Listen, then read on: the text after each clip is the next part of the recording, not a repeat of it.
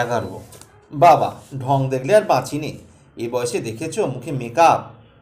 মুখে মেকআপ আছে থাক, প্রতিটি মুখে মুখেই তো এইভাবে মেকআপ এখন। আজ থাক না, দেখো। কেন? কেন শুনি? ওটি আজকের এ সময় না থাকলে তাপ সাগরের গোমানিত রাত দিন। ওটি প্রতিটি সরস চোখের যে পাড় ভেঙে দিতই। তাই এভাবে কি প্রাণ পায়? মুখে মেকআপ আছে থাক, প্রতিটি মুখে মুখেই এভাবেই থাক না। এভাবেই যদি সুখ ভুলে বেঁচে থাকা যায়। 12। বলো বন্ধু, কেমন আছো হে? বন্ধু দেখো, বন্ধু শব্দের অর্থ ধীরে ধীরে বদলাচ্ছে, আপাতত আমার কাছে। তাই শুধু তাই নয়, রং চটে যাচ্ছে যেন নিজের কাছে, নিজের কবিতা, গল্প, লেখায়, আড্ডায়। কেন এমনটা মনে হচ্ছে? আসলে তেমন ফাটাফুটো তক্তা পাতা সে বেঞ্চও নেই, নেই তেমন রসিক, নেই রসগ্রহিতা কিংবা দাতা। হঠাৎ করে এমন মনে হচ্ছে কেন? দেখ, চরম দৈন্যের মুখোমুখি হয়েছি বহুবার, কিন্তু আজকের এই সময় এমন নির্লজ্জ মিথ্যাচারী কিংবা অভিনয়ের নায়ক হতে ইতিপূর্বে আদৌ দেখিনি নিজকে। আচ্ছা, যতদূর তোকে চিনি জীবনে তো সব পেয়েছিস। আমি সব পেয়েছি ঠিকই, কিন্তু নিজেকে নিজের কাছে তো হারিয়ে ফেলেছি অজান্তে। আরে, তুই কি এমন হারিয়েছিস? ছিল, অতি মূল্যবান একটি বস্তু ছিল রে বন্ধু, যার বিহনে এই মূল্যবান জীবনটাই নষ্ট হয়ে যাচ্ছে দিন দিন। আশ্চর্য, সেই মূল্যবান জিনিসটিই বা কি? ওটি দ্রব্য বা কোনো জিনিস নয়, ওটি একমাত্র মূল্যবান শব্দ। শব্দ? কি শব্দ? সরলতা। 13। যে বাড়িতে আমি বহুবার গেছি, সেই বাড়ির উঠোনে দাঁড়ালাম 25 বছর পর। দরজা একটি খুলল বটে, ব্যস্ততা নিয়ে খট করে বন্ধ হলেও তৎক্ষণাৎ। দাঁড়িয়ে থাকতে দেখে বিবেক হেসে বলল, এখন একলা বারান্দা, সব বর্জিত, এই আগের মতো আপন উঠোন, সাদা সুবৃহৎ বাড়ি। এখন গাছগাছালি আবর্জনা, তাই দেওয়ালে দেওয়ালে ওদের কঠিন নকশা। সে সময় গেটের ভিতরে এসে মাঝে সাঝে যারা গল্প শুনিয়ে যেত দু চারটি, সব ছিল তাদের জীবনেও ও যৌবন যন্ত্রণায়। আজ সব ওরা বেপাত্তা। হয়তো বুঝেছে নতুন ধারা আসছে, তাই ওরা সব বোধহয় উধাও। হয়তো বুঝেছে জীবন থাকবে, এমনই কিছুটা তিক্ত খাট্টা মানুষও থাকবে। উদয় হবে নিরস বোধহীন সমাজ। কিন্তু এই সব ঘর তো আছে বিবেক, ভেতরে আছে কিছু মানুষজন, আছে ছোট বড় মাঝারি সব, কিন্তু সবই নিখুঁত। এক একটি ওরা মানুষ নয়, বরং অঙ্ক খাতা, হিসেব। বিহিসেবি না হওয়ায় ওরা সবই কঠিন অঙ্ক খাতা। অথচ ওদের জীবনে কারো কোনো অঙ্কই মিলছে না, কিছুতেই মিলবে না যেন। কেন? আসলে এই বাড়ির যে জন যারা ছিলেন ইতিপূর্বে, মিলিয়ে নিতেন সবাইকে। অসম্ভবত নির্বাসিত হয়েছে ইদানিং, ওদের স্থান বৃদ্ধাশ্রম। বুঝলাম, তাই এখন একলা বারান্দা। জীবন ওদের নেই, অঢেল অর্থ। তবুও এখন এ ঘরে ক্রমক্রমে বেঁচে আছে কিছু, মানুষের মতো হয়ে নয়, কিছু কিছু ছোট কীটপতঙ্গ হয়ে, ছোট প্রাণী রূপে। 14। আচ্ছা, আপনি এই যে কুনো ব্যাঙের মতন ঘরে থাকেন কেন? মানুষদের সঙ্গে মেলামেশা করতে পারেন না? মানুষ?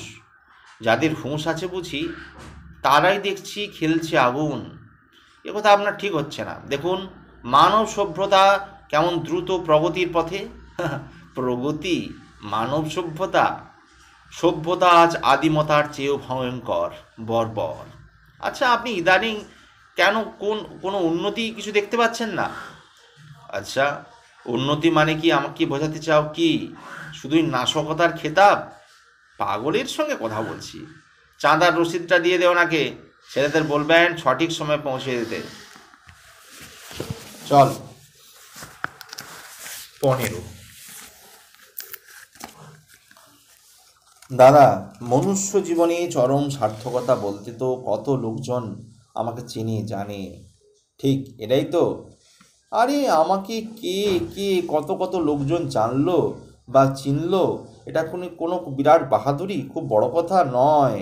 তাহলে আসলে আমি নিজেকে কতখানি জানলাম, চিনতে পারলাম। এটি মনুষ্য জীবনের একমাত্র মুখ্য ইতিকথা। শোনো, আপনার আর কি কিছুই চাওয়ার নেই? না, বললাম তো, ঢের হয়েছে। কেন? জীবনে যা যা করেছি পেয়ে পেয়ে ক্রমে ক্রমে জীবনটাকে প্রলয় কাণ্ড ঘটিয়ে ছেড়েছি। আর না, ঢের হয়েছে। সে কি, কেন এমন কথা আপনি বলছেন? শোনো ভাই, চাকরি একটি চেয়েছিলাম, তা পেলাম। ভালোই তো।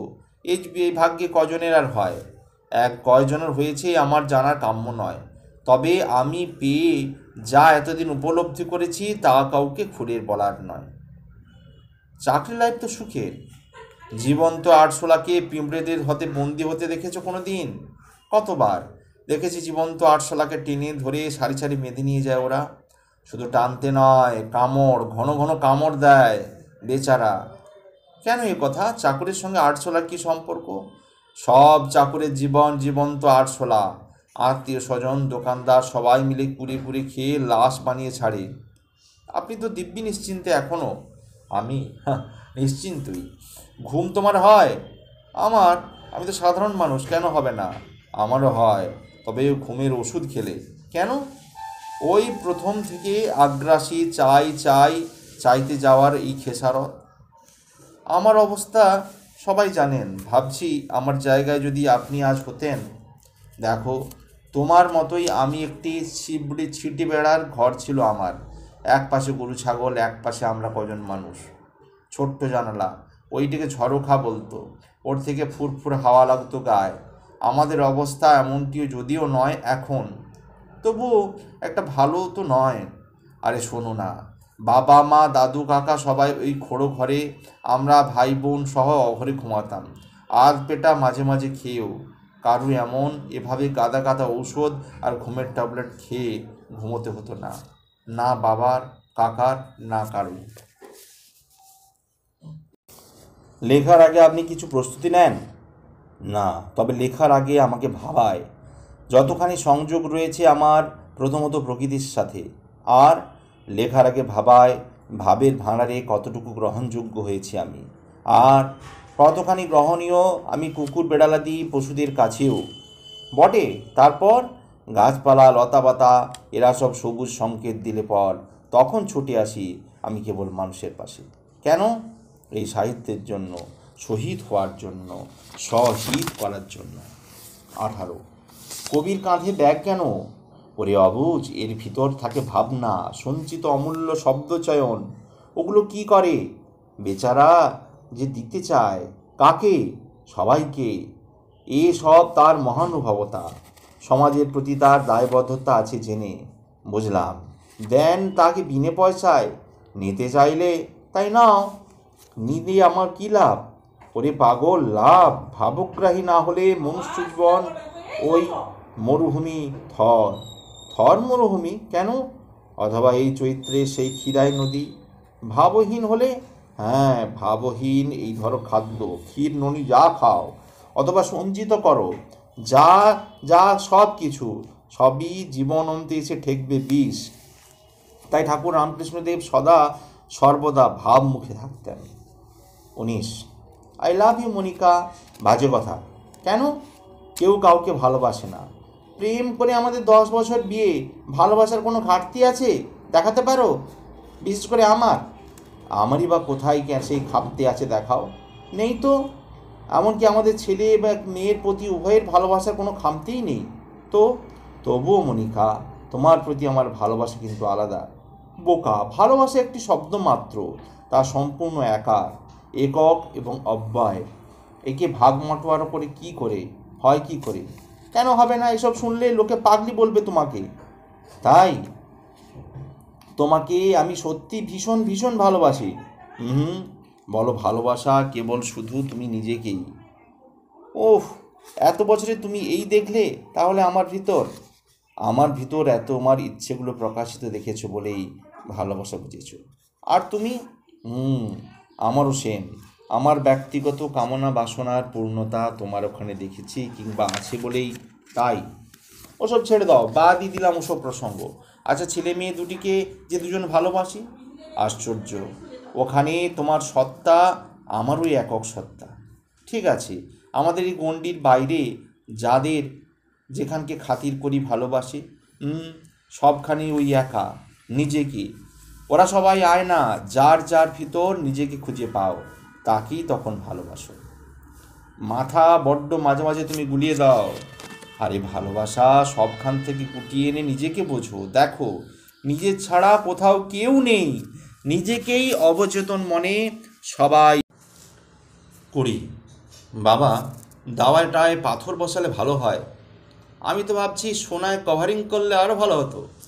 এই তোমার এক গা জ্বালানো রূপ, পরামর্শ করতে এলাম। এটা পরামর্শ? পড়া কি জানলে বিমর্ষ হয়ে পড়বি, সেটাই তো আসলে জানিস না, আবার পরামর্শ। জানি পড়া একটি উপসর্গ, যা শব্দের অর্থ রাতারাতি বদলে দিতে পারে। আবার উপসর্গ জুড়লে, অপরা ভাবলে জীবন যন্ত্রণা ধিক ধিক বাড়ে, ক্রমশ বাড়িয়ে তোলে। এই পাথর মানে যা নিয়ে এই যে কি পরামর্শ করতে এসেছিস, এই তো অপরা। অপরা? হ্যাঁ, যা কিছু দৃশ্যমান বস্তু সবই অপরা প্রকৃতির, যা ক্রমে ক্রমে বাড়ালে যন্ত্রণা ধিক ধিক বাড়ে, বই আদৌ কমে না। যত ঘরে ঘরে বস্তু বাড়বে, তত জীবনের কাঁটা বাঁশের ঝাড়ে রূপান্তরিত হতে থাকবে। ঠিক ঠিক বুঝলাম না। রান্নাঘরে পাথর বসিয়ে ঝাঁ চকচক, আবার দ্বিতীয় ধাপ দাওয়া, এটি বসিয়ে দিলে খুব সুন্দর হয় নাকি? দাওয়ার পাথর বসিয়ে এবার দেখ, পরপর আরও কত কত যন্ত্রণার সঙ্গী সাথী ধীরে ধীরে উপস্থিত হয়। ঘরে ঘরে অনেকগুলো অকালে প্রাণও যায়। বাবা, দাওয়ার পাথর বসালে ভালো হয়? বাবা, বলছি তো শুধু দাওয়াটায়, বাস। এই তো সবে পায়খানা থেকে রান্নাঘরে ঢুকেছে, এখন দাওয়া শেষ হবে, পরে ভেতর ঘরে ঢুকবে, তারপর ভেতর বাইর ওয়াল পাথর বসবে। সারা জীবন এই করে যা, একটি মূল্যবান মনুষ্য জীবনের মূল্য না দিয়ে শেষে হাহুতাশ করে চলে যায়। এখন এসবের প্রয়োজন আছে বাবা, সুখ শান্তির জন্য এসব চাই তো। শোনো, বারবার বলছি, অপরা হচ্ছে সকল দৃশ্যমান সম্পদ, যার সৃষ্টি আছে, ক্ষয় আছে, ধ্বংস অনিবার্য। আর যার এমন ঘন ঘন নিজের পরিবর্তন, সে কি আবার কি ছয় সুখ শান্তি দেবে? বরং প্রতিটি মুহূর্তে এমনই সব নতুন নতুন যন্ত্রণা প্রসব করবে। বাবা, পড়া উপসর্গ জানতাম, পড়া ব্যাপারটি তাহলে কি? পড়া মানে এক অদ্বিতীয়, তার না জন্ম হয়, না ক্ষয় আছে, না শেষ, না অব্যয়। বুঝলাম না, সেটি কি, কোথায়? সর্বত্র, অথচ অদৃশ্যমান, অভ্যন্তরীণ। মনুষ্য জীবন দুর্লভ, দুর্লভ, দুর্লভম। এই জন্তু জীবনের মধ্যে মনুষ্য জীবনই কেবল এটি জানতে পারে মানুষ নিজেই কি, কেন। এসব জানান দেয় তার অন্তরাত্মা বা চৈতন্য। এসব মনে হয় বাবা অবান্তর ভাবনা। তা হবে, যার পেটে চাষ হয়। এই দেখ, তাই ফুটো ঘরের ভেতর আমি এখন মহাসুখে চাঁদ দেখি, রোমাঞ্চিত হই। অথচ তোদেরকে এত কিছু দিয়েও, এত কিছুর ভিতরে থেকেও আমার মতন সুখ তো তোদের নেই। বিরামহীন খেটে মরছিস, আরও চাই।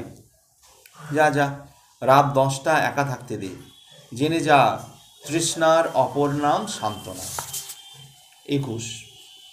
হ্যালো জামাইবাবু, আমি কে বলুন তো? মেজশালী, আপনার বাড়িতে যাচ্ছি, সঙ্গে আরও যা দুজন যাচ্ছে। কিন্তু আর কে আগে শুনি? আরে আমার মামাতো ভাই আর আপনার আদরে ছোট শালা। সবই নয় তোকে বলি, কেউ আর আসবি না প্লিজ। ও মা, এ খবর শুনে আনন্দিত হবেন কি? এ কি অসভ্যের মতন কথাবার্তা? কেন, সত্য কথাই তো অকপটে বলছি। আরে আমরা সবাই তো আপনার অতি নিকটাত্মীয় নাকি? ঠিক এই কারণেই তো বিনয়ে এ কথা বলা। ওমা, কেন? কারণ আমি তোদের মতন পরম আত্মীয় ঠেলায় ভীষণ ভুক্তভোগী।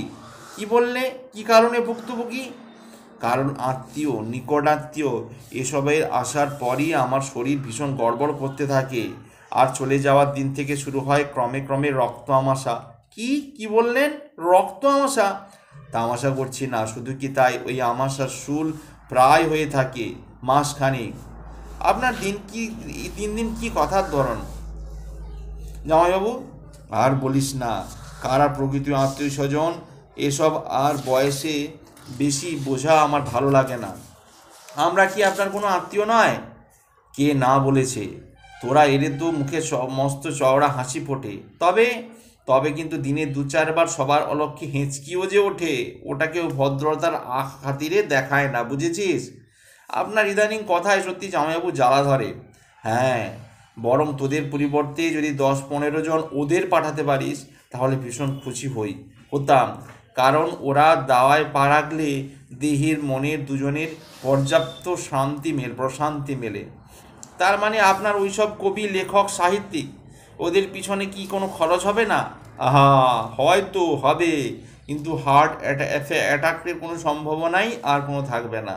বরং পর্যাপ্ত অক্সিজেন ঢেলে ওরা বিদায় নেবেন। জামাইবাবু, আরে চড়ছিস কেন?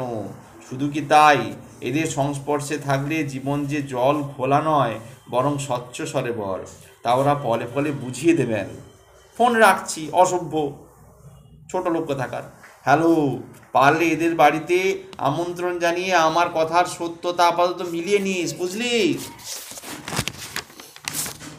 22। বাবু কি বাড়িতে? বাবু? সে শালার বাড়িতে, তবে তার সাথে দেখা করা যাবে না। কেন? কেন মানে, তাকে তো দেখিনি। দূর মশাই, এই তো আপনি চেয়ারে বসে আছেন। কি বললে আপনি? ঠিক ঠিক, বরাবরই আপে উনি, আর ইনি মানে এটি ডাউনে। উফ, কি আশ্চর্য! দেখো দেখি কাণ্ড, আপনাকে চোখে দেখছি বলে কিনা উনি নেই, দেখা করা যাবে না। এই ভুল লেখা, এ শালাকে আদৌ সত্যি দেখা যায় না। আরে মশাই, জল জ্যান্ত আপনি চেয়ারে বসে আছেন, দেখছেন আপাত সত্য, তবে খাঁচা। এ কি কথা, পাগল হলেন নাকি? শুধু একা, পৃথিবীটা গোল, সবাই পাগল। কি মুশকিল, এলাম জরুরি কাজে। স্বাভাবিক, যে উদ্দেশ্যে সবার আসা, এই উদ্দেশ্য কারো সফল হয় না, তাই বারে বারে যাওয়া আসা।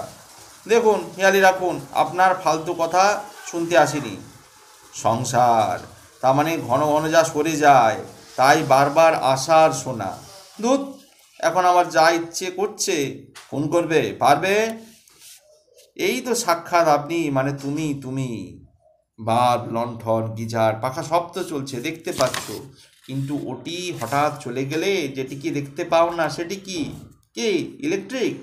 না, হ্যাঁ বিদ্যুৎ বলি, দেখতে পাও? এই তো এখন আলো জ্বলছে, পাখা চলছে, ওই শালা মাল ভেতরে সর্বত্র আছে বলেই তাই, নয় ঠান্ডা। দূর মশা, এখন চলি।